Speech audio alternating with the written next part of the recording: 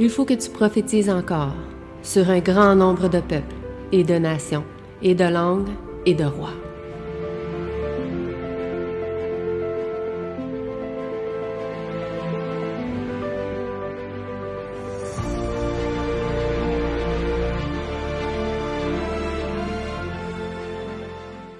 Au travers de cette parabole-là, on a pu partager ensemble quelque chose d'intéressant au travers cette parabole de plusieurs ouvriers qui travaillaient dans une vigne pour un maître et auquel il s'est passé certaines choses que Jésus voulait aussi relever et relater pour que nous puissions comprendre l'importance de ce message que le Christ voulait nous transmettre. Au chapitre 20, je sais que dans la leçon, la mise en contexte, c'était le chapitre 19, 27 à 30. OK? Donc, on va lire ensemble ces versets. Donc, Matthieu 19, versets 27 à 30 et Matthieu 20, versets 1 à 16. Donc, je vais commencer pour vous en lisant au verset 27 du chapitre 19. Alors Pierre répondant lui dit, « Voici, nous avons tout quitté et nous t'avons suivi. Quand sera-t-il donc pour nous? » Et Jésus leur dit, « Je vous dis en vérité, à vous qui m'avez suivi dans la régénération lorsque le Fils de l'homme sera assis sur le trône de sa gloire, vous aussi, vous serez assis sur 12 trônes jugeant les 12 tribus d'Israël. Et quiconque aura quitté maison, ou frère, ou sœur, ou père, ou mère, ou femme, ou enfant, ou champ, à cause de mon nom, en recevra 100 fois autant et héritera de la vie éternelle. Mais plusieurs qui seront les premiers seront les derniers, et les derniers seront les premiers. » Chapitre 20, est-ce qu'une personne aimerait aussi lire quelques versets avec nous? Quel verset? Chapitre 20, versets 1 à 16. Pas obligé de tout lire, mais tu peux lire une partie. Car le royaume des cieux est semblable à un maître de maison qui sortit dès le matin afin de louer des ouvriers pour sa vigne. Il convient avec eux d'un dernier par jour, et il les renvoya à sa vigne. Il sortit vers la 3e heure, et il en vit d'autres qui étaient sur la place, sans rien faire. Il leur dit, allez aussi à ma ville, et je vous donnerai ce qui sera raisonnable. Et il en est allé. Il sortit de nouveau vers la 6e heure et vers la 9e heure, et il vit de même. Étant sorti vers la 11e heure, il en trouva d'autres qui étaient sur la place. Et il dit, pourquoi vous tenez-vous pourquoi vous tenez-vous ici toute la journée sans rien faire? Ils lui répondirent, c'est que personne ne nous louait. Allez aussi à ma vigne, et leur dit-il. Quand le soir fut venu, le maître de la vigne dit à son intendant, appelle les ouvriers et paye-leur le salaire en allant des derniers au premier. Cela de la 11e heure. Vinrent et reçurent chacun un dernier. Les premiers virent ensuite croyant recevoir davantage. Mais ils reçurent aussi chacun un dernier. En le recevant, ils murmurèrent contre le maître de la maison et dirent, ces derniers n'ont travaillé qu'une heure, et tu les traites à l'égal de nous qui nous avons supporté la fatigue du jour et de la chaleur. Il répondit à l'un des deux, mon ami, je ne te fais pas tort. N'es-tu pas convenu avec moi l'un des derniers? Prends ce qui te revient. Prends ce qui te revient et va-t'en. Veux-tu donner à ce dernier autant qu'à toi? Ne m'est-il pas permis de faire de mon bien ce que je veux? Ou vois-tu de mauvais œil que je sois bon? Ainsi les derniers seront les premiers, et les premiers seront les derniers. Pendant que Jésus montait à Jérusalem. C'est bon, ça a relevé. Ok, Oui. C'est bon. d'accord. Tu étais parti pour lire tout le chapitre, là. Donc, il y a beaucoup d'informations dans ces 16 versets-là. Merci, Sœur Elvire, aussi, qui a pris le goût de tout lire le chapitre. Donc, ça nous a permis de pouvoir bien comprendre cette parabole et la mise en contexte aussi du verset 27 à 30, que Jésus nous permet aussi de comprendre pourquoi il a dit ces choses-là. Et donc, avant de commencer à étudier et comprendre la leçon pour nous, on va prier ensemble. Donc, prions. Notre Père qui est aux cieux, nous aimerions te remercier pour l'opportunité que tu nous permets d'avoir, de pouvoir être aujourd'hui présent pour te rendre un culte. Et nous te remercions déjà de l'opportunité que tu nous permets de pouvoir nous réunir ici et de pouvoir bénir l'hôte de cette demeure, Seigneur, qui nous accueille avec joie dans ce lieu pour te rendre gloire et t'adorer en esprit en vérité, Seigneur. Puisses-tu donc nous permettre de comprendre la leçon que tu veux nous transmettre au travers de cette parabole et que tu puisses bénir chacune des personnes ici présentes et ceux qui sont en route pour venir, Seigneur, dans cette demeure. C'est ma prière donc pour ces choses au nom de ton Fils Jésus-Christ. Amen. Amen. Donc ici, on voit un père de famille qui représente Dieu, bien sûr, ici, qui fait face à différents groupes d'individus. Comment sont décrits les groupes d'individus? Comment on les nomme, les groupes ici d'individus à laquelle on fait face? Dans la parabole. Comment on appelle les groupes d'individus que Jésus nomme ici? À laquelle... Oui, les ouvriers. Puis ils sont décrits de comment, les ouvriers? Les différents ouvriers sont en différents groupes. Comment on les appelle? Par l'heure qui sont Par l'heure, engagés. Oui, par l'heure qui sont engagés. On voit que c'est des multiples de 3 à chaque fois aussi. Donc on voit 3e heure, 6e heure, 9e heure et 11e heure. OK? Donc c'est important aussi de noter ça. OK? Je sais que c'est pas une grosse affaire, mais c'est important de montrer qu'il y a un multiple de 3. Okay? Il aurait pu dire 5, il aurait pu dire 8, mais il a dit 3, 6, 9, 11.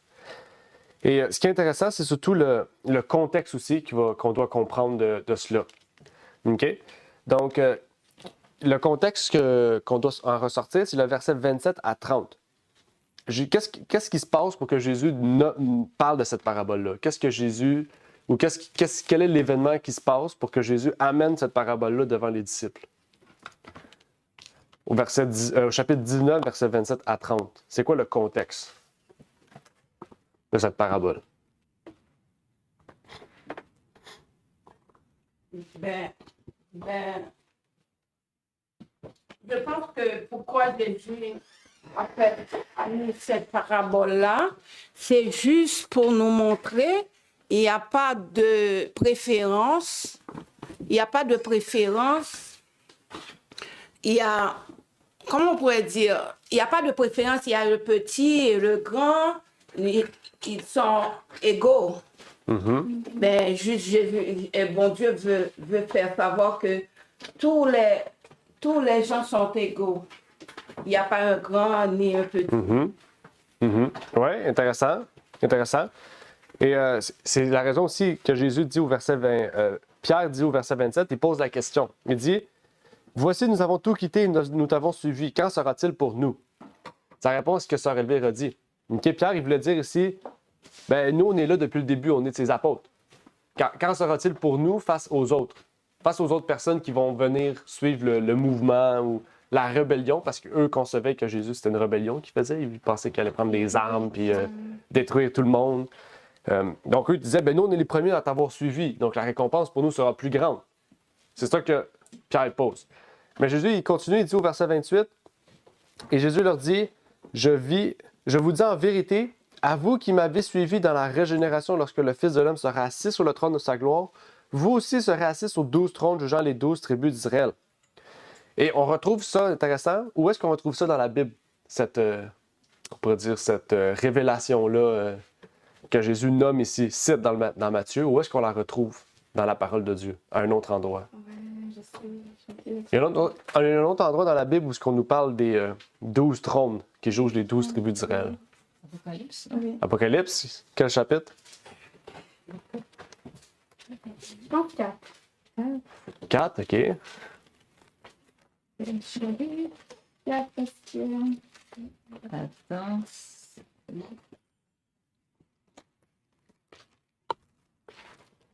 Chapitre 4, c'est l'introduction au sceau. Donc, c'est pas dans le chapitre 4. 7, c'est le scellement. Où est-ce qu'on nous parle des trônes? Les trônes. Mais dans le... Ouais, on nous dit des trônes dans les derniers versets. Ah, Mais c'est pas la même chose. toi, Hein? tu seras assis, c'est pas dans les 7 églises. Mm. C'est vers les derniers chapitres avec eux. Ouais, dans les derniers 12 chapitres. portes, c'est pas Apocalypse 21, verset 12. Oui, quand on parle de la Nouvelle-Jérusalem. Dans la description de la Nouvelle-Jérusalem, chapitre 21, on nous dit qu'il y aura un fondement et 12 portes. OK? Et on nous dit que le fondement, c'est les apôtres et que les 12 portes, c'est les tribus. OK? Donc, le fondement de la Nouvelle-Jérusalem, sur quoi on va. Quand on dit le fondement, c'est sur quoi se base la Nouvelle-Jérusalem, le jugement, c'est sur les 12 tribus. Les 12 trônes, désolé. OK? 12 trônes, un trône, c'est un jugement. De même que la fondation d'un royaume, c'est sa loi. OK? Donc, on voit ici qu'il y a un lien entre ces deux choses-là. OK? Et que donc, Jésus, ici dans Matthieu, établit un principe qu'on va retrouver dans l'Apocalypse. OK? Donc, ça, c'est important aussi de le soulever. Mais Jésus, ce qu'il veut soulever ici, c'est que vous ne serez pas supérieurs aux autres. Comme Sœur le dit, au verset 30, ça dit « Ceux qui seront les premiers seront les derniers, et les derniers seront les premiers. » OK? Ça dit « Mais plusieurs. » OK? Plusieurs, pas tous, plusieurs. OK? Donc, c'est pour ça qu'il faut comprendre la parabole. La parabole a un message pour nous qui est très important. OK? La première question qu'on pourrait se poser, c'est pourquoi les ouvriers reçoivent le même salaire? Tout le monde. Que vous soyez les premiers, le 6e heure, 9e heure, 11e heure, pourquoi ils reçoivent tous le même salaire? Un denier. Parce qu'il n'y a pas de préférence. Exact. Il n'y a pas de préférence. OK? Matthieu 19, verset 30 dit « Mais plusieurs qui seront les premiers seront les derniers, et les derniers seront les premiers. » Et là, on peut voir la façon dont le premier réagit. Comment le premier réagit quand il apprend que lui de la 11e heure a le même salaire que lui? Le premier, il dit « Pourquoi lui a ça le même salaire que moi si moi j'ai travaillé 12 heures, mais lui a travaillé 1 heure? » Pourquoi? Pourquoi Dieu a fait cela? Parce qu'il y a des gens qui travaillent plus que, par exemple, il y a des gens qui travaillent 12 heures, il y a des gens qui travaillent 3 heures. Pourquoi ils ont le même salaire? Le même salaire, pourquoi? Parce que c'est juste que Dieu voulait passer un message pour nous montrer, même si tu es à l'église depuis t'es petit, c'est comme ça que je comprends. Même si tu es à l'église depuis t'es jeune, et puis une personne vient d'arriver, il peut prendre ta couronne. Vous voyez ce que je veux dire? Oui. Parce que c'est pas dire que tu es à l'église depuis que tu es petit, là. Oh. Et puis, L'écureuil mange vos légumes. Là. Désolé. lui, c'est son travail. OK. C'est sa nourriture. Oui. Par exemple, tu es là depuis très longtemps. Tu es là depuis très longtemps à l'église et puis il y a une personne qui vient d'entrer. Il peut prendre ta place. C'est ton œuvre qui... Comment on pourrait dire? Comment on pourrait expliquer ça? C'est ses œuvres qui va changer tout. Je crois que c'est la foi en Christ. La façon dont on agit, on pense, c'est la foi. La vraie différence, c'est la foi.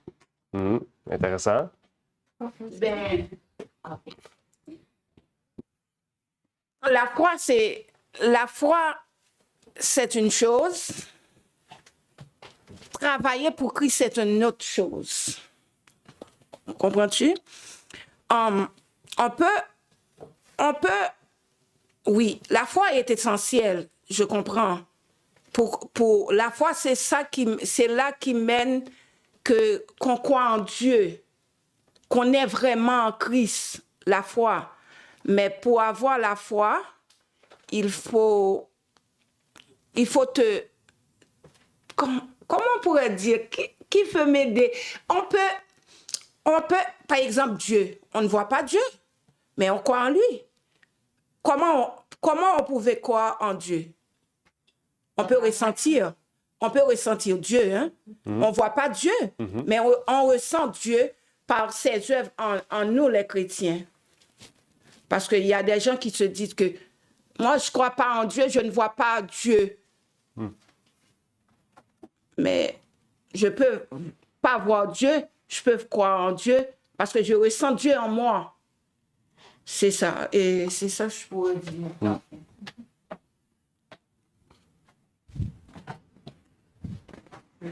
Moi, ce que j'allais dire,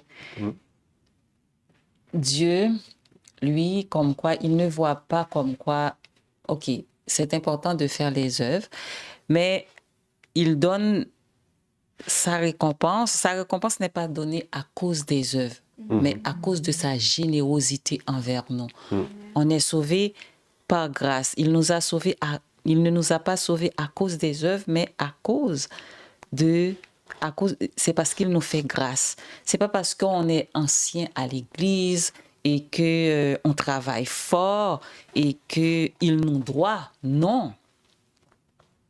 Mais notre service, sans amour pour notre frère, sans humilité, alors nos œuvres sont rien.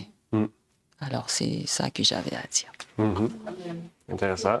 Ouais. Ouais, j'allais aller dans la même façon que tu as dit, mais aussi, qu'est-ce que j'avais noté, c'est que le salaire, à la fin de la journée, le salaire, c'est le même pour tous. Donc, c'est pas vraiment le fait qu'on va être avec lui en haut et tout.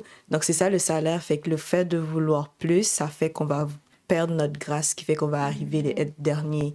Donc, peu importe si ça fait longtemps ou si ça fait une journée, ben, le salaire, c'est le même pour tous. Puis en comptant notre salaire, ben, ça fait que finalement, on perd le visuel sur le fait qu'on est censé être là et travailler vers le même but, genre.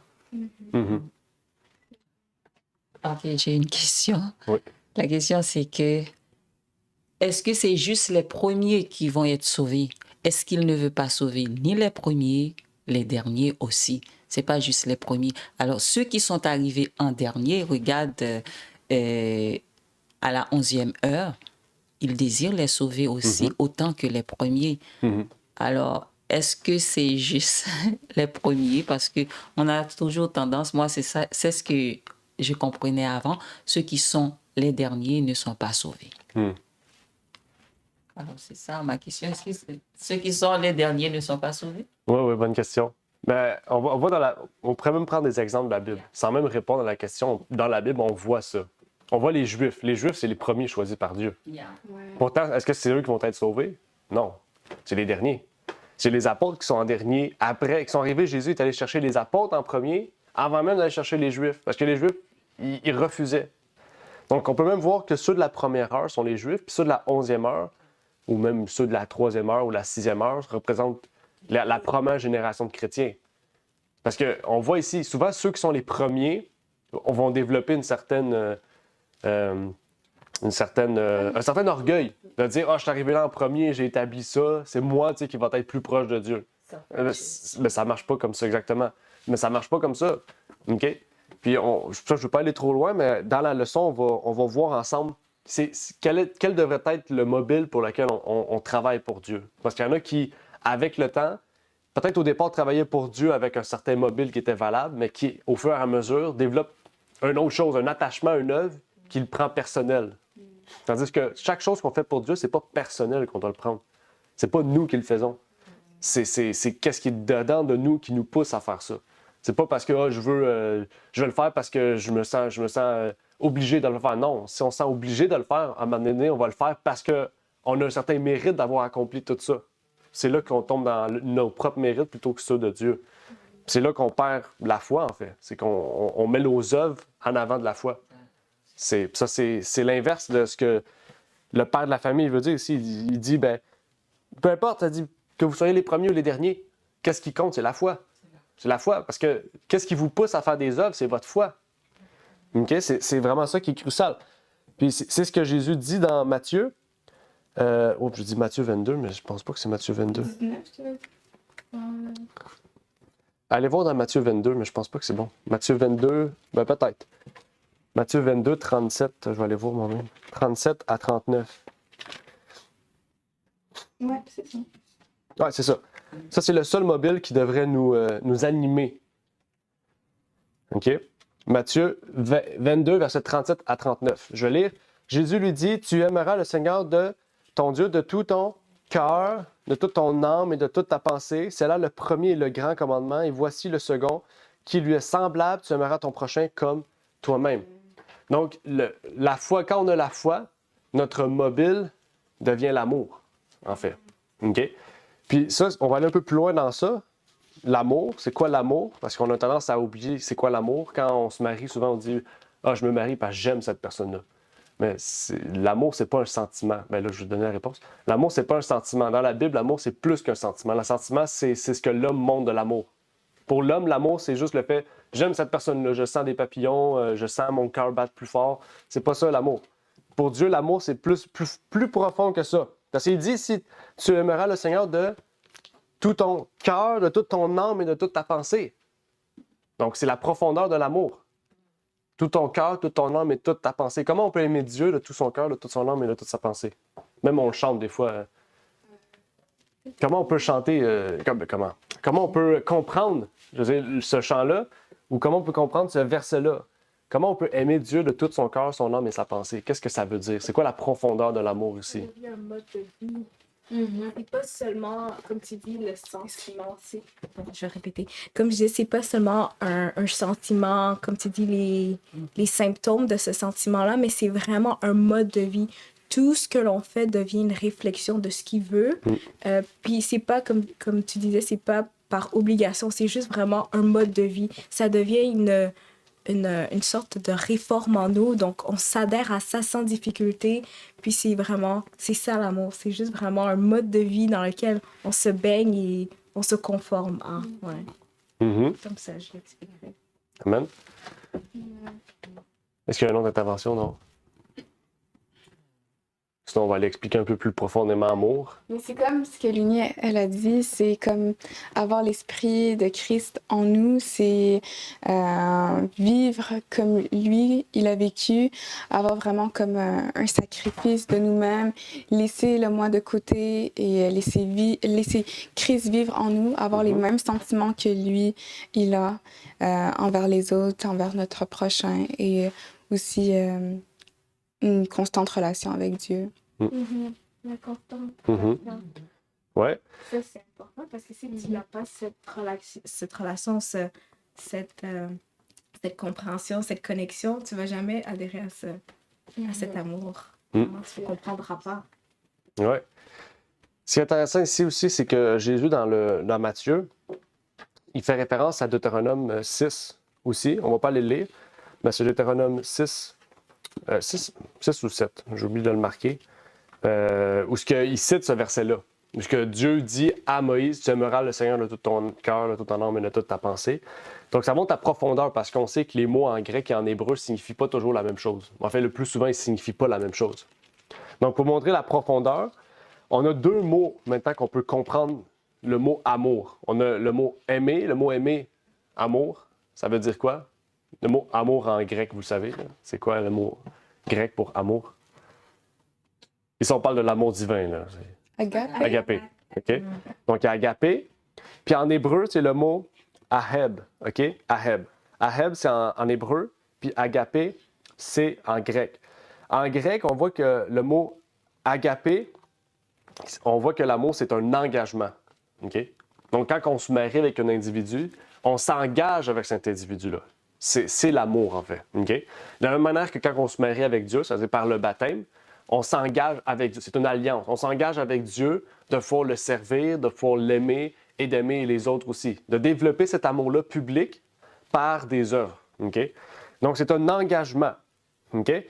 Ça, c'est important de le comprendre. Puis pour le mot hébreu, aheb, le mot hébreu, lui, c'est un choix. On fait le choix. Okay? C'est un choix. L'amour, c'est un choix dans le sens, on ne choisit pas d'aimer ou non, c'est pas ça. C'est que quand on vit, on choisit le mobile, c'est l'amour. Okay? On choisit de s'engager pour l'amour de Dieu et l'amour des autres. C'est ça, en fait. Okay? Donc, quand on dit qu'on aime Dieu de tout son cœur, de toute son âme et de toute sa pensée, c'est que toute notre vie a le seul mobile qui est valable, c'est l'amour. C'est ça, la foi. Le principe de la foi, le seul mobile qui doit sortir de la foi dans nos œuvres, c'est l'amour. Okay? Puis la Bible dit, l'amour, la religion pure et sans tache est d'aider les orphelins, les veuves, les pauvres. OK? Donc, l'amour est le mobile du chrétien. La seule vraie religion est le principe même de Dieu, qui est l'amour. OK? La plus grande caractéristique de Dieu est l'amour. Dieu nous a donné sa loi parce qu'il est amour. Il veut que nous puissions nous convenir devant lui de façon valable, droit, mais aussi de façon droite devant les autres. Okay? C'est ça la justice, être juste. Okay? C'est de rechercher dans notre vie à pouvoir profiter de l'amour de Dieu envers lui, mais envers les autres aussi. Okay? Donc là, on voit que l'amour, c'est plus gros qu'on le pense. C'est pas juste le fait d'aimer une personne, d'avoir des papillons, puis ces affaires-là. Non, c'est beaucoup plus profond que ça. Okay? C'est un principe même, c'est la caractéristique de Dieu, okay? L'amour. Puis l'amour, des fois, on sait que c'est pas juste... On conçoit aussi l'amour dans le sens que c'est juste positif. L'amour, c'est toujours être bienveillant, être dans la joie. Mais Jésus s'est mis en colère aussi. Dieu aussi, on dit qu'il reprend avec justice. Donc, on voit que l'amour aussi, c'est quelque chose qui est sévère des fois. C'est pas juste quelque chose qui est plaisant puis qui est comme on le conçoit aujourd'hui. OK? Et c'est ça qui est intéressant, c'est qu'on voit ici tout le contraire dans cette parabole-là. On voit que les premiers, ils font de la médisance envers le dernier. Ils disent, ben moi, j'ai travaillé 12 heures, puis toi, tu as travaillé 1 heure, mais pourtant, on a le même salaire. Qu'est-ce que le texte nous dit? Le texte nous dit qu'ils murmurent. Okay? C'est la seule fois dans le Nouveau Testament qu'on retrouve le mot murmurer. Donc, c'est dur de faire un parallèle. Mais il y a d'autres mots qui se rapprochent de murmurer. Puis vous devriez le savoir si vous connaissez un peu votre Bible. Est-ce que vous connaissez d'autres personnes ou d'autres groupes dans la parole de Dieu qui murmuraient contre Dieu? Parce qu'ici, ils murmurent contre le père de famille, qui est Dieu. Est-ce qu'il y a d'autres groupes dans la Bible qui murmurent contre Dieu? Les Juifs. Donc, on n'a pas besoin du mot murmurer pour savoir. On va lire le livre d'Hébreux. Hébreux 3 et 4 nous révèlent que les Juifs, qu'est-ce qu'ils faisaient? Bien, on dit les Juifs, les Israélites, qu'est-ce qu'ils faisaient contre Dieu? Ils ne murmuraient pas contre Dieu, mais même si le mot n'est pas là, on sait qu'ils faisaient ça. Ouais, dans le Nouveau Ils se plaignaient. Dans l'Ancien Testament, ça dit qu'ils murmurent. Oui, dans l'Ancien Testament, on le dit, pas dans le Nouveau. Okay. Mais on sait que si on le dit dans l'Ancien, dans le Nouveau, on va lire les histoires, puis on trouve des mots parallèles. Donc, allez lire Hébreux 3 et 4, vous verrez. Mais Hébreux 3 et 4 nous révèlent que les Juifs étaient incrédules, ils n'avaient pas de foi. Donc, qu'est-ce qui régissait leur vie? Ce n'était pas l'amour de Dieu. Même s'ils ont travaillé pour Dieu pendant 40 ans, même si après ils ont persécuté tous les peuples païens, ce n'était pas l'amour qui régissait leur vie, parce qu'eux disaient, c'est nous qui avons détruit ces peuples. C'est nous qui avons exterminé ces peuples. Donc, l'amour ne régissait pas leur vie. On a tendance à faire ça aussi quand on n'est pas beaucoup, mais si on serait 30, on deviendrait les premiers de l'Église, dans le sens les premiers arrivés. Mais là, on dirait, on a tout établi ça, c'est nous qui avons fait ça. C'est nous qui avons le plus de foi. C'est nous qui avons le plus de connaissances. Mais c'est pas de même que ça marche. Dieu ne prend pas ça en compte. Dieu dit, la seule chose qui compte pour moi, c'est la foi. C'est sur ça que je me base pour vous sauver ou non. La Bible le dit. Si vous lisez Jésus, il dit, il y en a on a chassé des démons en ton nom, on a guéri des malades en ton nom. Mais Jésus dit, je ne vous connais point. Parce que ce n'est pas les œuvres qui regardent. C'est la foi. OK? Bien sûr, si tu dis avoir la foi puis tu ne fais pas les œuvres de Dieu, tu ne seras pas sauvé. Mais c'est pas à cause de tes œuvres, c'est à cause de la foi. OK? C'est la même chose dans les deux sens. OK? C'est pour ça qu'on voit que la foi et les œuvres sont ensemble. On ne peut pas les dissocier. On ne peut pas les dissocier. Jésus dit, vous regardez un arbre à son fruit. OK? Donc, l'arbre, c'est la foi, les fruits sont les œuvres. Okay? On ne peut pas dissocier ces deux choses ensemble. Et c'est ce qui est intéressant. Regardez dans Proverbe 19. Proverbe 19 nous partage un extrait intéressant de cela. Alors, on lit Proverbe 19. Proverbe 19, verset 3. Qui voudrait lire Proverbe 19, verset 3? La folie de l'homme pervertit sa voix, et c'est contre l'Éternel que son cœur fuit. Amen. Qu'est-ce qui arrive? Lui la personne du premier heure, le groupe, les ouvriers de la première heure, qu'est-ce qu'ils font? Ils murmurent contre ceux du dernier. Mais ils ne murmurent pas, ils ne vont pas voir les derniers. Ils vont voir le Père, qui est Dieu. Qu'est-ce qu'ils font? Ils murmurent contre Dieu. Okay? Le travail qu'ils ont fait, est-ce que c'était un bon travail? Oui, sûrement. Ils ont sûrement fait un bon travail. Ils ont sûrement travaillé de façon honnête et méticuleuse pendant 11 heures. Mais quand ils arrivent à la fin, qu'est-ce qu'ils font? Ils détruisent tout le beau travail qu'ils ont fait, ils le détruisent en une parole, en murmurant contre Dieu. Est-ce qu'en tant qu'humain, on a tendance à faire ça aussi? Des fois, on fait un travail, on dit Dieu nous donne un travail, puis à la fin de la journée, on dit ah wow, ce travail-là, je le déteste, je l'aime pas et tout. Pourtant, c'est Dieu qui vient de te le donner. Je le déteste, je l'aime pas, c'est vraiment c'est trop dur et tout. On murmure contre Dieu, c'est ça qu'on fait. Ça, c'est la folie de l'homme. La folie de l'homme détruit ce que Dieu met sur notre chemin. OK? Ça dit c'est la folie de l'homme qui renverse ses voies. OK? Et qui murmure contre l'Éternel. Qu'est-ce que le peuple d'Israël ont fait? Dieu les a délivrés de l'Égypte. Il les a fait traverser une mer à pied. Mais, un mois après, ils ont chialé. « Oh, on veut pas cette nourriture-là, on veut les cocombes, on veut toutes les choses d'Égypte. » Ils ont dit ça. Dieu leur a donné. Parce qu'ils ont murmuré contre Dieu. Murmurer, c'est pas positif. Murmurer, c'est chialer. En bon québécois, là, c'est pas mal ça. Chialer. OK? Chialer sur son sort, tandis qu'on oublie toutes les choses du passé que Dieu a fait pour nous. C'est ça que les Israélites faisaient. Et c'est ça qu'on a tendance à faire. Comme les ouvriers de la première heure.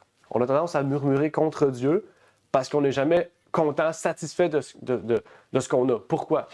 Parce qu'on s'attend à ce que, parce qu'on est vaillant dans la prière, parce qu'on est vaillant à l'Église, parce qu'on est vaillant dans tout ça, bien, on va avoir plus. On va avoir toujours mieux. Mais des fois, Dieu ne fait pas ça. Des fois, Job, regardez Job. Job, c'était le plus vaillant de Dieu. Qu'est-ce que Dieu a fait? Dieu a permis que Satan détruise sa vie. Même si Job, c'est le plus vaillant, il aurait pu dire « Pourquoi Dieu, tu me fais ça? » puis s'enlever la vie. Mais il est demeuré ferme. Pourquoi? Parce qu'il avait une foi sincère. L'amour régissait sa vie.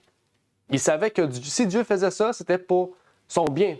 Parce qu'il l'aimait. Il y avait quelque chose derrière ça qu'il voulait comprendre, en fait, Job. Il n'a pas abandonné.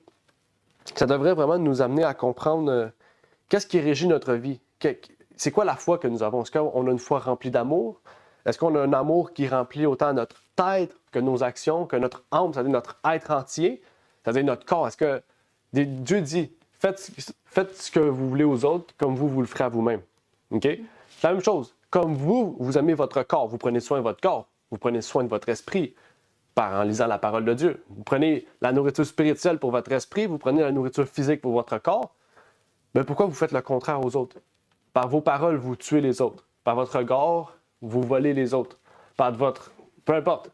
On voit ici, c'est l'amour, en fait. Quand on pêche, c'est le contraire de l'amour. Parce que ça veut dire qu'on n'aime pas autrui ou qu'on n'aime pas Dieu. On voit ici, c'est le contraire de l'amour, c'est la haine. On l'a vu dans la parole de Dieu. Dans Genèse, puis dans Jude aussi, on en parle. Donc, on voit que les ouvriers de la première heure font penser, aux Juifs ou même aux chrétiens qui, depuis très longtemps, ont perdu de vue ce à quoi ils adhéraient au départ. On oublie des fois le fougue de la foi qu'on avait au début. OK? Puis, il ne faut pas perdre ça de vue. On n'est pas censé, si on le perd de vue, c'est parce que c'est nous qui s'est éloignés de Dieu. C'est nous qui peut-être avons dit, bon, où je suis rendu, j'ai plus besoin de lire ma Bible. Je suis correct. Je suis assez fort, là. Je suis le plus fort de tout. Ben, c'est le contraire, en fait. Jésus lui-même, chaque jour, il allait prier des heures pendant la nuit pour se revigorer d'énergie, de force spirituelle. Parce qu'il savait que chaque jour était un combat. Chaque jour est un combat qu'on mène. Donc, une question qu'on pourrait se poser aussi, si le ciel, on pourrait dire la façon dont on accède au ciel, c'était le premier arrivé, premier servi. Est-ce qu'on serait toujours sauvé par la grâce? Est-ce que c'est ça la grâce? Premier arrivé, premier servi? Non. Parce que si c'est ça, on est tous déjà morts. Parce qu'il y a déjà 2000 ans, 4000 ans d'histoire où les gens ont été sauvés. Donc, la grâce, c'est pas le fait de premier arrivé, premier servi. C'est pas moi j'étais là avant, j'ai plus de choses. J'ai une meilleure couronne, j'ai 8 couronnes, puis toi t'en as une. Non, c'est pas comme ça. OK? La Bible nous dit que Dieu ne fait pas de favoritisme. Et ça, c'est quelque chose de puissant à comprendre. Et on le retrouve dans Romains. Romains 4, 1 à 5. Si vous voulez lire avec moi Romains 4, 1 à 5, on va essayer de comprendre la justice ici. Parce que c'est ça, la grâce et la justice, c'est deux choses qui vont de pair. Romains 4, 1 à 5. Je vais lire pour vous. Quel avantage dirons-nous donc qu'Abraham, notre père, a obtenu selon la chair? C'est vrai. Quel avantage Abraham aurait été sauvé s'arrêter par la chair? Parce qu'Abraham, il s'en allait tuer son fils. Abraham a commis l'adultère, a eu plusieurs femmes. Si Dieu baserait sa justice sur les œuvres d'Abraham, Abraham ne serait pas sauvé. Pourquoi il a été sauvé? Ça dit qu'à Abraham a été justifié par les œuvres, il a sujet de se glorifier, mais non pas devant Dieu. OK? 3. Car, que dit l'Écriture? Abraham crut à Dieu. Crut. C'est quoi crut? Foi. Et cela lui fut imputé. OK? On sait qu'il y a la justice imputée et impartie. Ça, c'est un autre sujet. Mais ici, il a été imputé. Imputé, ça veut dire automatiquement. Aussitôt qu'il a cru, la justice a été sur lui. C'est ça la grâce. Tu crois en Dieu, tu es déclaré juste et saint. Ça ne veut pas dire que tu peux continuer dans la voie que tu marches. Ça veut dire qu'à partir de maintenant, l'amour que tu as n'est plus envers toi-même, mais envers Dieu. C'est-à-dire que tu désires fuir le péché pour être toujours plus juste et saint. Rechercher la justice et la sainteté. Ça dit 4. Or, le salaire de celui qui travaille est regardé non comme une grâce, comme les ouvriers, mais comme une dette. 5. Mais pour celui qui ne travaille point, mais qui croit en celui qui justifie le pécheur, ça dit quoi? Sa foi lui est imputée à justice. OK? Ça, c'est très important à comprendre. Nous ne sommes pas justifiés par nos œuvres, mais par notre foi. OK? Parce que nous avons la foi, nous sommes déclarés justes. OK? Les fruits ou les œuvres ne sont que le fruit, le résultat ou l'action publique, la manifestation de notre foi. C'est ça qu'il faut comprendre ici. OK? Quand on nous regarde chacun de nous, OK? Pour ceux qui vivent ensemble, on voit l'un et l'autre. Quand on voit l'un et l'autre, on doit se dire, les œuvres que je vois, est-ce que c'est la manifestation de sa foi? C'est là qu'on voit, est-ce que la foi qu'il a est vraie ou fausse? Est-ce que la foi qu'il a est sincère ou non? Est-ce que la foi qu'il a est amour ou non? Elle révèle Dieu ou non? Ça, c'est la question principale. Parce qu'aussitôt qu'on a cru, justice est imputée.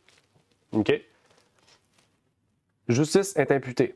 Donc, ça veut dire que c'est la foi. La foi nous déclare juste. OK? La foi nous déclare juste. Parce que sinon, Abraham ne serait pas sauvé, sinon on est tous déjà condamnés. C'est un peu ça la leçon, la grande leçon de la parole de Dieu. Ça dit que nous avons été amenés à la destruction par un seul homme, mais nous sommes ramenés à la vie par un seul homme. OK? Donc, c'est la même chose. Parce qu'Adam nous a tous condamnés, Jésus nous a tous délivrés de la condamnation. Donc, ce serait nos œuvres, on serait déjà morts parce qu'on est tous imparfaits. Mais parce que nous avons la foi, nous sommes déclarés parfaits devant Dieu. Ça veut dire que nous perfectionnons notre marche au fur et à mesure que nous avançons avec Dieu. Donc, au fur et à mesure que nous découvrons Dieu, comment il est, nous découvrons aussi comment nous devons être. C'est ça, en fait. OK? Mais comme les ouvriers, eux, n'ont pas compris ce message-là, surtout pas le premier. Le premier s'est dit, moi, ça fait 11 ans, 11 heures que je travaille. Mais après 11 heures, tu détruis toutes les autres. Le 3e, le 6e, le 9e, le 11e, en disant, lui a travaillé moins d'heures, lui a travaillé moins d'heures, lui a travaillé moins d'heures. Moi, j'ai fait plus, je dois avoir plus. Mais Dieu dit non, ça ne marche pas comme ça. Ça dit, les premiers seront les derniers seront les premiers. Et même qu'il dit au chapitre 20, quelque chose d'intéressant, il dit, beaucoup sont appelés, mais peu sont choisis. Si vous vous rappelez, on avait lu ça dernièrement. Dans quelle parabole on avait vu ça? Il y avait une parabole où on avait lu ça, on avait étudié ça, ce que ça veut dire, appelé et choisi. Choisi, c'est élu. Élu. OK? Bon.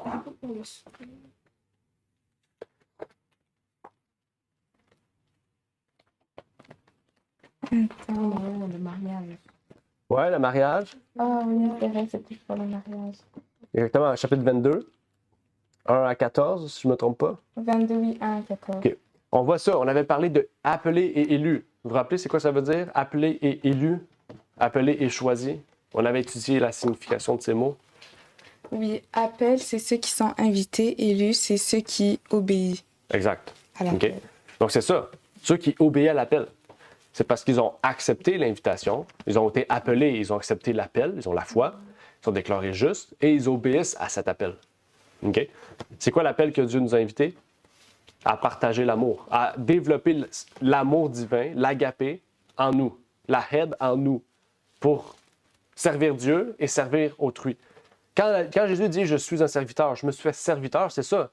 Il s'est mis serviteur pour servir Dieu et les autres. Nous sommes tous des serviteurs. Nous avons tous des dons différents. Quand on dit il est pasteur, il est supérieur, c'est pas qu'il est supérieur, c'est que son don est un don de leadership. C'est pas un être supérieur. On sommes tous serviteurs. Même plus qu'on se rapproche de l'autorité, plus qu'on doit être serviteur. Jésus a été le plus grand serviteur parce qu'il était le Fils de Dieu lui-même, venu sur terre. Donc imaginez, nous aussi, comment on doit être serviteur pour servir autrui. Dans la course de la foi, nous avons un seul but. Il y a un seul but dans la course de la foi. C'est pas de faire le plus d'œuvres possible. C'est pas un bout de papier qu'on dit j'ai servi 10 personnes aujourd'hui, j'ai été 10 itinérants, puis dire relever devant Dieu. Bon, dans toute ma vie, je n'ai fait 270 000 pauvres. C'est pas comme ça. Le seul but, le seul intérêt pour lequel nous recherchons à servir Dieu, le seul mobile, c'est l'amour, bien sûr. Et dans Jean 12, verset 25, on nous dit, si vous avez le passage, Jean 12, verset 25,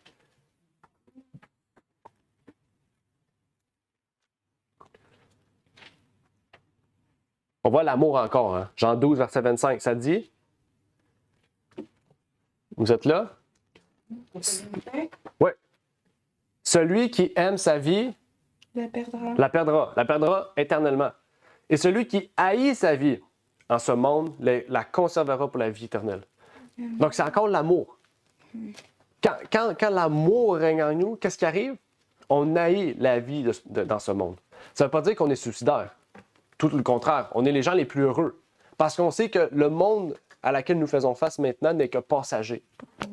Okay? Et qu'on attend un monde meilleur. Donc, on ne fait pas tout ça parce qu'on veut la vie éternelle.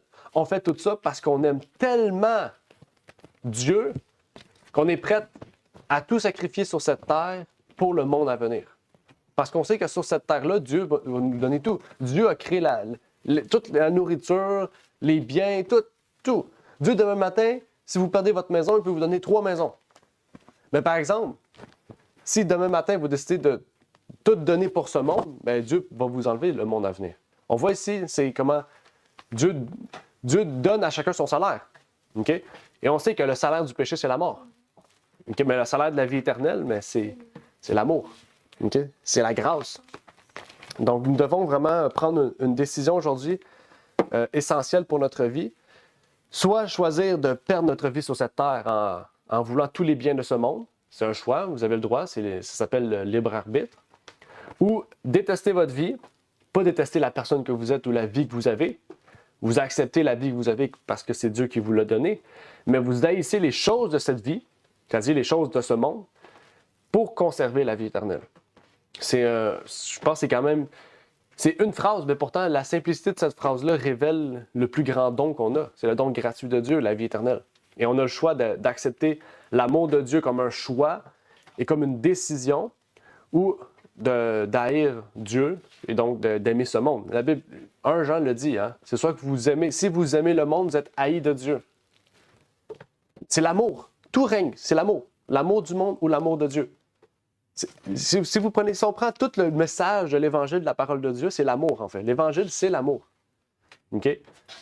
Mais une bonne compréhension de l'amour. L'amour de la parole de Dieu, pas l'amour de ce monde. Donc, ça met fin à cette parabole de cette leçon.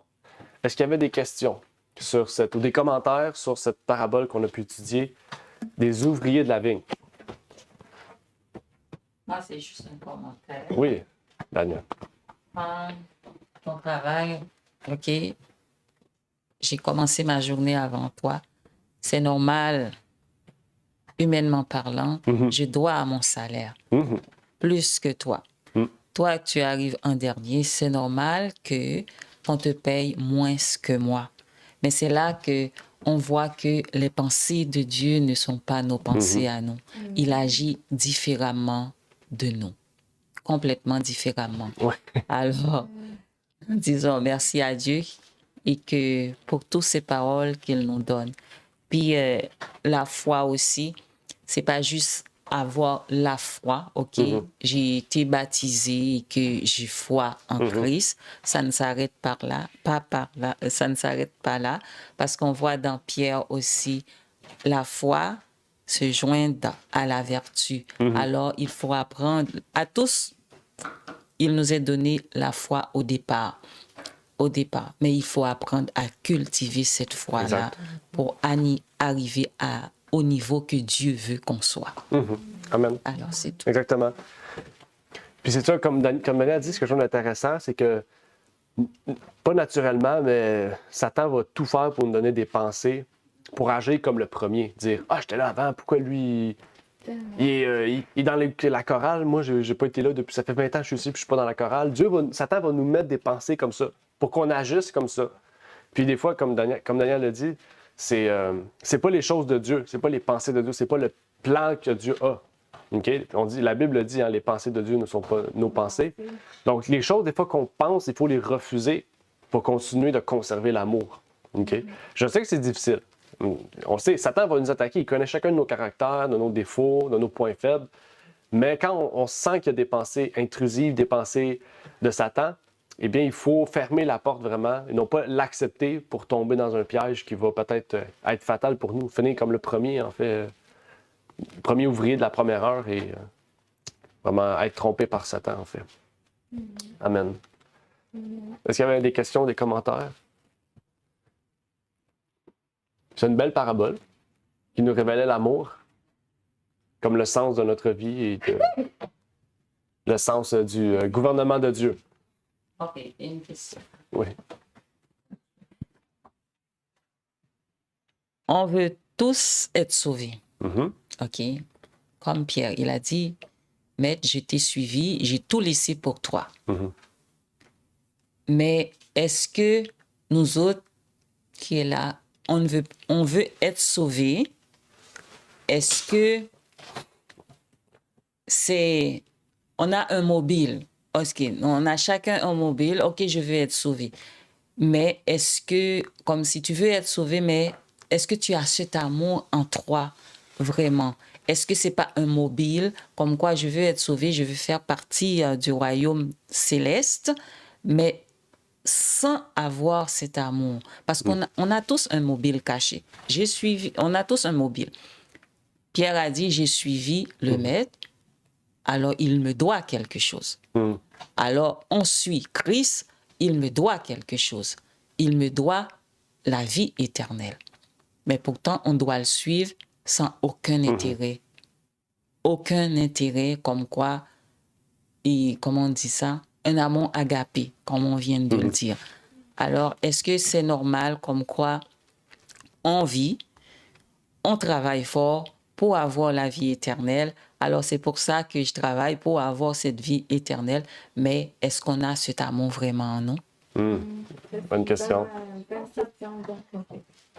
Si j'ai une hypothèse, je pense que ça pourrait toujours commencer comme ça. Je pense que c'est la plupart du monde sont peut-être ici ce genre d'appels qu'ils reçoivent. Par exemple, une personne qui est meurtrier, on lui parle de Jésus, il va vouloir chercher le pardon. Fait que son mobile, c'est de vouloir se faire pardonner pour ce qu'il a fait. C'est pas nécessairement directement l'amour, mais plus il est dans la parole, plus il comprend cet amour et le mobile change. J'ai l'impression que initialement, ce qui nous attrait à la religion ou à vraiment, je vais dire la religion parce que ça peut être dans n'importe quelle dénomination, ce genre d'appel-là, une personne vient parce qu'il recherche quelque chose. Donc, le mobile n'est pas nécessairement basé sur l'amour, mais ça peut changer au fil des temps et au fil des études que l'on fait de la parole. Parce que je pense aux personnes comme GNT ou à Dominique, Mani, toutes ces personnes-là, ils ont fait comme quelque chose de mauvais dans leur vie. Puis quand ils ont entendu la parole, c'est le pardon qu'ils veulent rechercher. C'est le fait, oh, j'ai fait quelque chose de mauvais, j'ai besoin de ce pardon. Mais c'était pas l'amour nécessairement. Puis vraiment, en étudiant, c'est là qu'ils ont fait, oh, ben, il y a de cet amour aussi que je peux prendre là-dedans. Puis ça, je pense que ça peut être dans n'importe quel sens. Là, je vais avec un meurtrier parce que Manny, lui, c'était un meurtrier. Mais peut-être une personne, c'est de savoir justement, oh, il y a un meilleur monde qui nous attend. Ben, je veux faire partie de ce monde-là. Donc, c'est un peu égoïste, mais cet ego va se transformer en tout en amour après, qu'on fait, ah, mais c'est pas seulement ça c'est pas le but initial de ça. Jésus et Dieu, ils ont un amour pour nous. Fait que quand on comprend ça, c'est comme, ah, ben, ma vie vraiment un peu est transformée par ça. Moi, j'ai l'impression que ça peut toujours commencer par un mobile égoïste en quelque sorte. Mais c'est toujours c'est une bonne chose, surtout si après on reste ancré dans la parole puis on comprend que vraiment Dieu est amour et puis que cet amour, on a le droit de le recevoir puis on y avait le droit depuis le début. C'est compréhensible. Il y avait Mélissa aussi, je ne sais pas, Danette, avais-tu...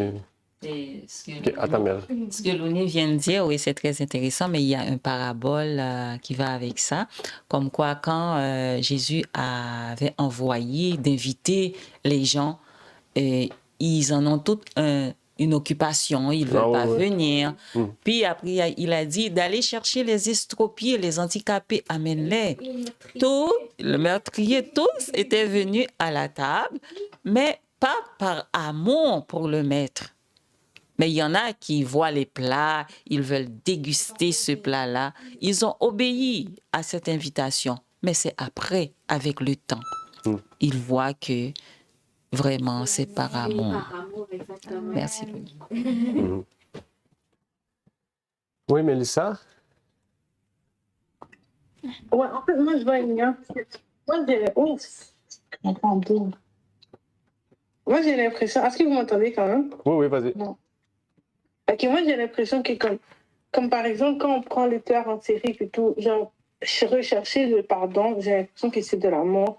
Je ne sais pas pourquoi, parce que j'ai rencontré beaucoup de personnes on voit aussi beaucoup d'histoires des gens qu'ils ont fait du mal puis qui sont fous à la fin. Puis comme il y en a beaucoup de personnes aussi qui vont faire les choses juste parce qu'ils veulent être sauvés, donc ils finissent par le faire les choses juste parce qu'ils veulent être sauvés, soit ils finissent par s'égarer et faire comme suivre la loi, comme si on prend par exemple les Juifs, c'est ce qu'ils faisaient techniquement, parce qu'ils faisaient juste faire les choses parce qu'ils voulaient être sauvés et ils le faisaient pas par amour. Mais même quand tu vas chercher le pardon, si, admettons, je veux que tu me pardonnes, mais je t'aime pas. Je veux juste que tu me pardonnes parce que je me sens mal, puis tout le monde me dit que qu'est-ce que j'ai fait, c'est mal. Je vais juste aller vers toi, je vais dire, je suis vraiment désolée, je vais te parler hypocritement, puis tu vas me pardonner, puis je vais get over it, mais la haine va quand même rester là, genre. Genre, c'est l'impression que comme si, oui, à la fin, même quand on va pour se pardonner, n'importe quel but qu'on va chercher, ça doit partir de comme si je veux être meilleure parce que j'ai remarqué que j'ai fait du mal et je veux être meilleure parce que je me déteste. Et donc, pas en détestant ce que j'ai fait de mal, je cherche l'amour de Dieu. Parce que l'amour de Dieu, c'est détester ce qui est mal. Je sais pas si tu comprends. Oui, exactement. Exactement. Merci, Mel.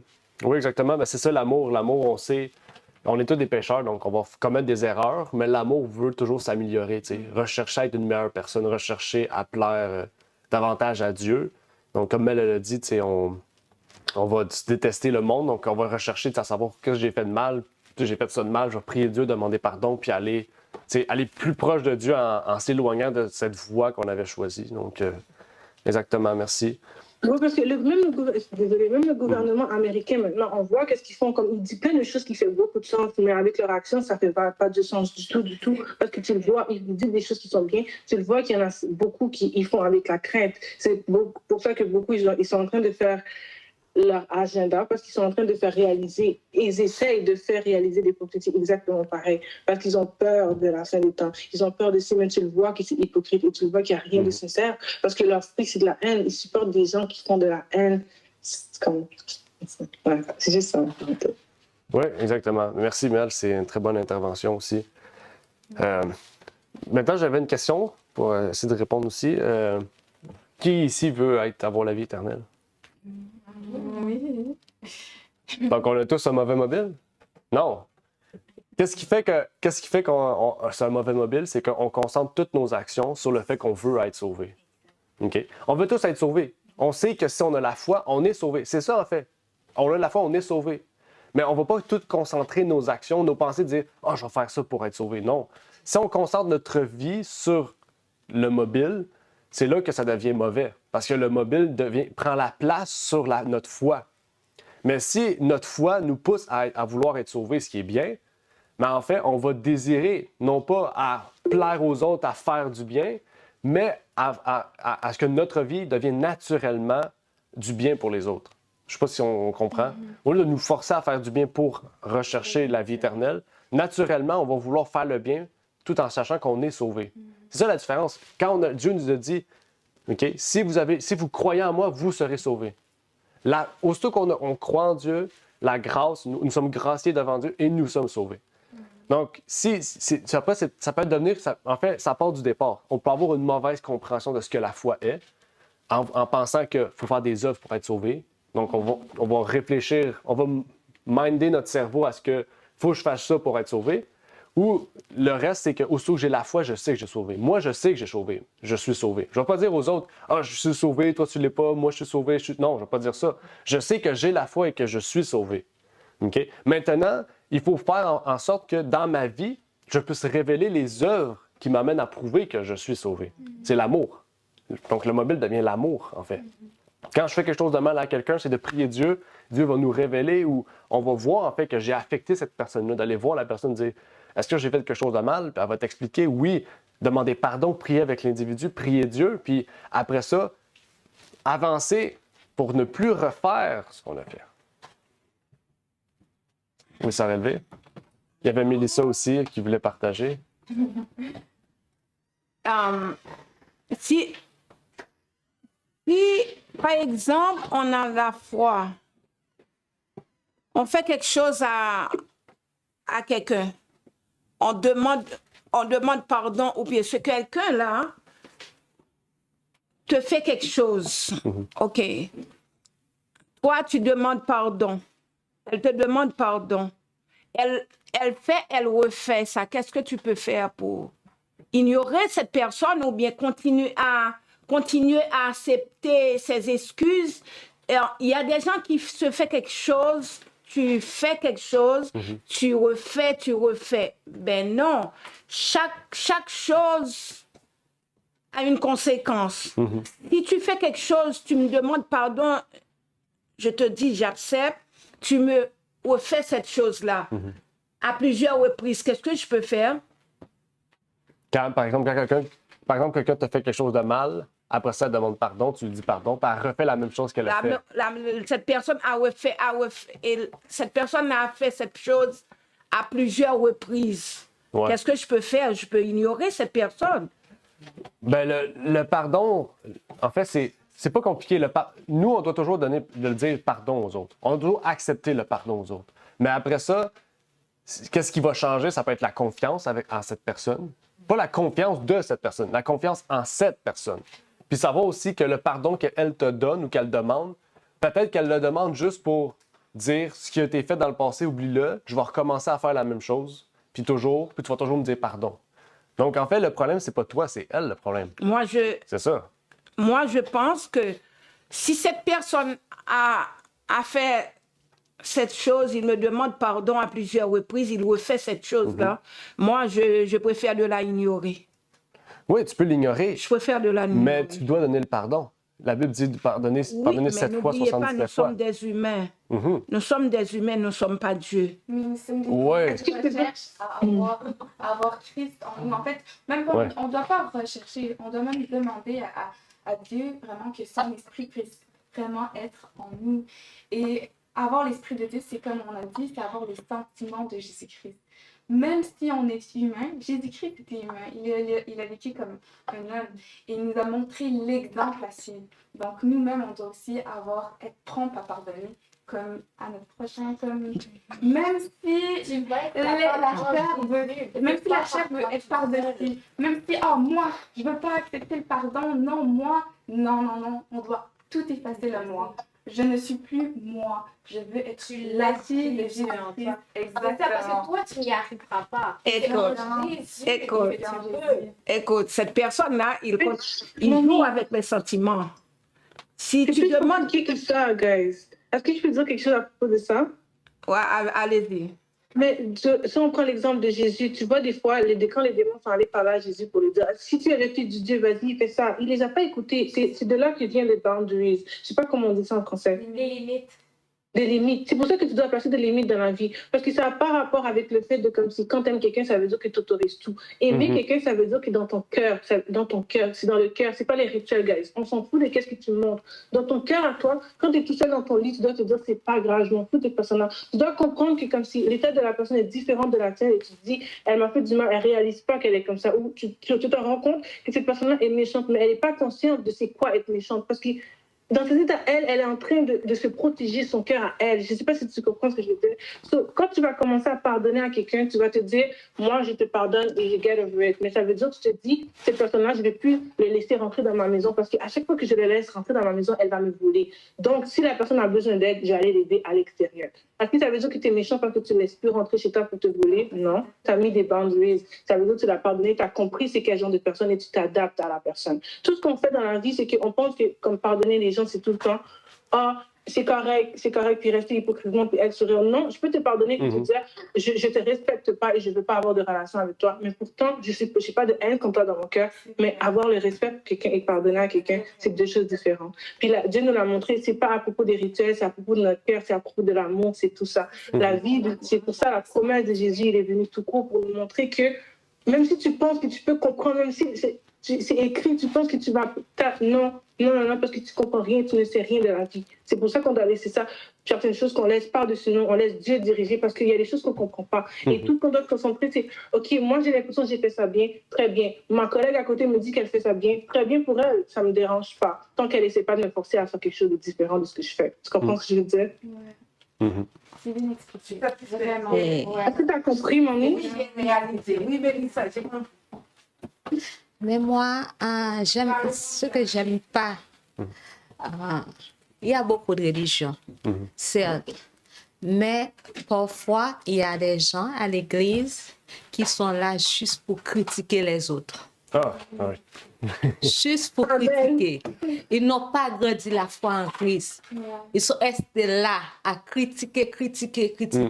Parce que la bonne nouvelle, c'est que de ramener la personne, de ne pas juger, pas critiquer. C'est Dieu qui peut juger les personnes. OK? Si quelqu'un fait quelque chose, tu critiques, et puis pourtant tu es à l'église, c'est pas bon. Tu peux ramener la personne. Tu peux ramener la personne en disant ce que tu as fait n'est pas bon, Dieu t'a aimé, Dieu t'a créé, ok? Pas forcément comme si tu as de la force de dire oh non, c'est pas bon, tu dois faire ci, tu dois faire ça. Non, c'est pas comme ça. Comme donner des ordres. C'est pas comme ça. Tu dois ramener la personne et la personne tu dois te comporter que la personne doit voir dans toi. Tu es différent. Façon de parler, façon d'agir, dans tout. Tu dois être différent. C'est là la personne lui-même va dire ok, elle est une bonne exemple. Je veux la suivre. Je veux être comme elle. Parce qu'elle ressemble à exactement. Mais si tu dis, tu te portes des versets et puis en toi-même, tu ne prouves pas, c'est rien. C'est ça le problème à moi. Je dis, oh, je suis le fils de Dieu, je suis chrétien, oh, je suis chrétienne, mais en soi, quand tu vois la personne, la façon d'agir, oh, c'est mauvais. Ouais. C'est ça. Très bon C'est tellement beau ce que tu dis, parce que c'est exactement ce que faisaient les Juifs quand ils voyaient Jésus être avec les gens, ils buvaient, ils mangeaient. Ils étaient comme, regardez, tout ce qu'ils sont focus à faire, c'est boire et manger. Alors que Jésus faisait juste boire et manger, selon vous? Non, les gens parlent tout le temps parce que les gens, c'est tout ce qu'ils savent faire. Oui. Jésus a laissé un exemple. Il dit, notre Père qui est aux cieux, que ton nom soit sanctifié, que ton règne vienne, que ta volonté soit faite et pardonne à ceux qui ont forcé. Pourquoi de ne pas pardonner à les autres? C'est ça. Amen. Amen. Amen. Amen. Très bon point, très intéressant. On sait que dans la Bible, Jésus aussi avait averti qu'il y aurait des gens comme ça dans l'Église, puis que le blé et l'ivraie grandiraient ensemble. Et il va toujours en avoir des gens comme ça, mais nous, en tant que chrétiens, si on veut vraiment demeurer ferme et chrétien vraiment, il faut demeurer dans l'amour, vraiment le pardon. Puis comme on a dit, la critique, souvent, ce qu'on fait, c'est qu'on ne va pas voir l'individu. On parle contre cet individu-là avec d'autres personnes de l'Église. C'est la pire, c'est l'œuvre de Satan, en fait. Parce que tu essaies d'amener les autres dans ton parti pour détruire une personne. C'est pas l'œuvre de Dieu. Dieu dit, si tu as un problème avec ton frère, va la voir. Parle-y. Reprends-la, corrige-la. C'est ça qu'il faut faire. Ça, c'est le caractère de chrétien. C'est comme ça qu'il faut agir. Amen. Il reste, on va prendre notre dernier commentaire par Claude. Après, on va... Oui, Claude?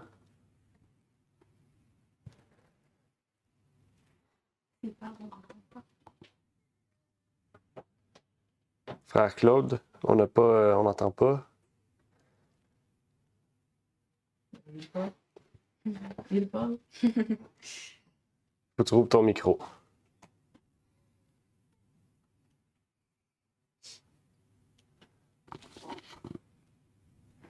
Je le vois qu'il essaie d'ouvrir son micro, là. Je le vois comme ça. C'est où? C'est où? Tu vas l'avoir, Claude.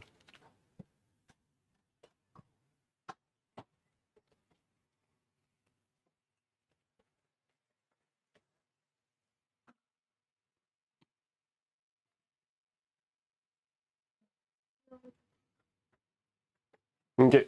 Claude, est-ce que tu vas être correct ou sinon on peut passer à la prière finale avant de faire le chant?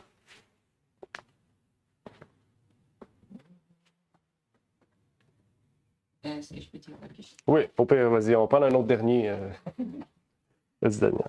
Ce que j'ai à dire, c'est que le pardon est divin, ça ne vient pas de nous, ça vient de Dieu.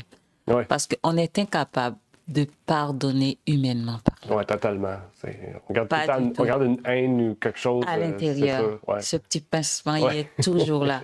C'est vrai. On doit prier Dieu parce que c'est divin, ça ne peut pas Ouais, c'est venir de nous. Mm. Regarde Jésus-Christ quand il était sur la croix. Tous ces gens qui le maltraitent, et ils l'ont maltraité, battu. Puis il a dit de nous pardonner. Oui. Alors c'est cet amour agapé qu'il faut avoir Exact. en nous. Oui, il faut le demander parce que on n'en a pas vraiment cet amour agapé. Amen. Effectivement. Est-ce que Claude, tu as réussi à ouvrir ton micro? Ou je pense pas qu'il a réussi. OK. Bon, on va prier. Si au pire, Claude, tu t'en rappelles, tu pourras le partager dans le témoignage. Donc, prions. Notre Père est aux cieux, nous aimerions te remercier pour l'opportunité que tu nous permets d'être aujourd'hui réunis pour partager cette parabole, Seigneur, qui nous révélait tellement de choses en lien avec l'amour, le pardon, même les choses à ne pas faire comme la critique, Seigneur, et les mobiles cachés de notre cœur. Que tu puisses nous libérer de ces choses, Seigneur, et nous remplir totalement de ton esprit pour que l'amour puisse régir, Seigneur, toutes nos actions, nos pensées, Seigneur, et toutes les choses de notre cœur, Seigneur. Que notre esprit puisse être vraiment libéré de toutes les choses mauvaises qui peuvent agir dans notre vie, Seigneur. Et je te demande ces choses pour chacun de nous ici présents, ceux qui sont avec nous sur Google Meet aussi, Seigneur, et que tu puisses agir dans notre vie aujourd'hui, Seigneur. Au nom de ton Fils Jésus, Amen.